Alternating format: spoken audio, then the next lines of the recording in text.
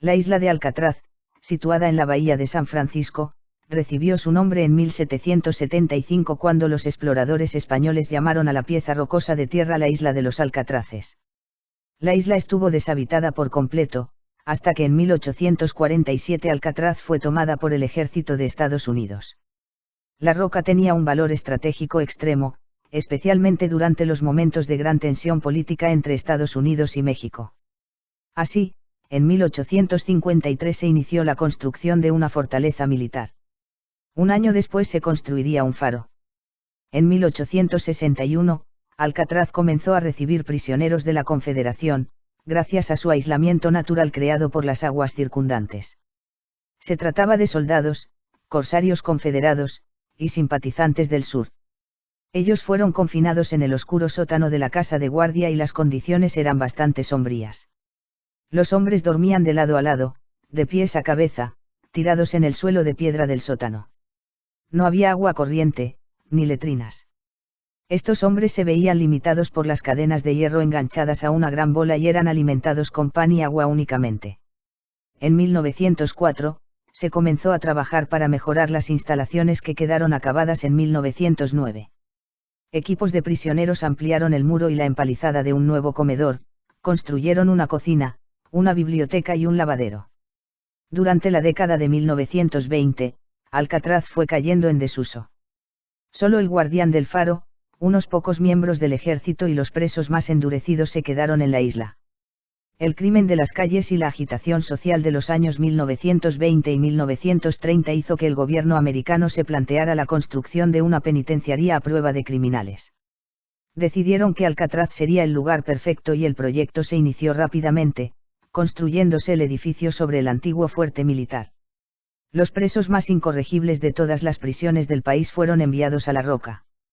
Aquí se incluían reclusos con problemas de conducta, los de mayor historial en intentos de fuga e incluso los más famosos como Al Capone o Floyd Hamilton, conductor de Bonnie y Clyde.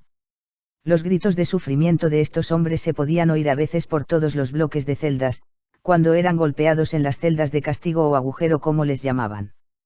De allí solían salir los que lograban hacerlo, con neumonía y artritis después de pasar días o semanas en el frío suelo de cemento completamente desnudos. Muchos de los prisioneros que pasaron varios años en Alcatraz, terminaron locos.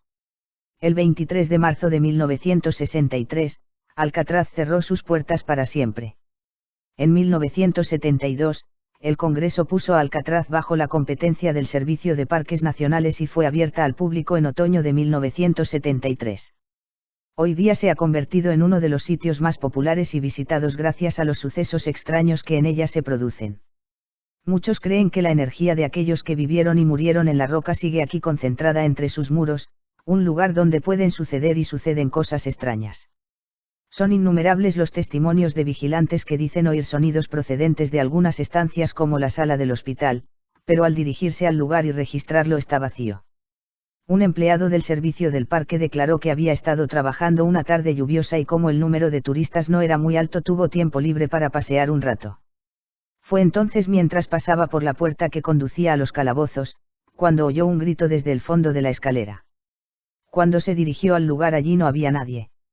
Varios de los guías y guardas forestales también han expresado su extrañeza sobre uno de los agujeros, en concreto el número 14D.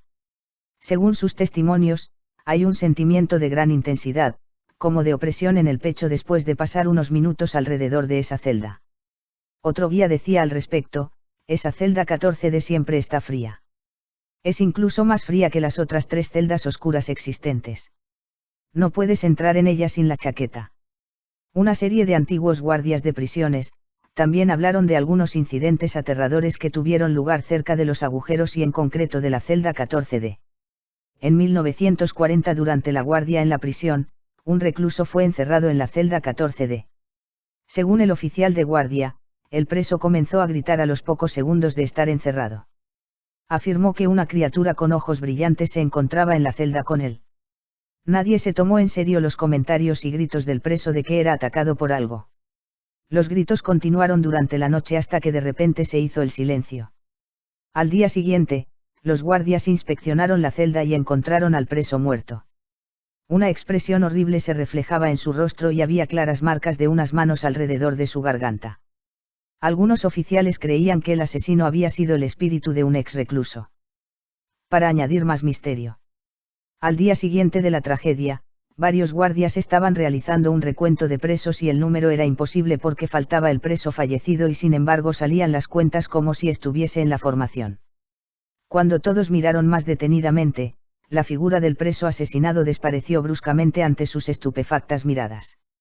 Un nutrido número de guardias que sirvió entre 1946 y 1963 experimentaron sucesos extraños en Alcatraz. Incluso las familias que vivían en la isla afirmaron haber visto en varias ocasiones las formas fantasmales de presos e incluso los llamados soldados fantasmas. Muchos guardias eran enviados con la creencia de que los prisioneros habían escapado y cuando llegaban al lugar no hallaban a nadie. Un testigo oyó el sonido inconfundible de una persona llorando, mientras acompañaba a algunos invitados a visitar la prisión. Los sonidos fueron precedidos de un viento gélido que se arremolinaba en torno al grupo. Según un guarda que estaba en una de las celdas cerca de las cabinas de ducha, oyó el sonido característico de la música de un banjo procedente de las mismas. Es conocido que Al Capone solía tocar el banjo en la ducha en sus últimos días de reclusión.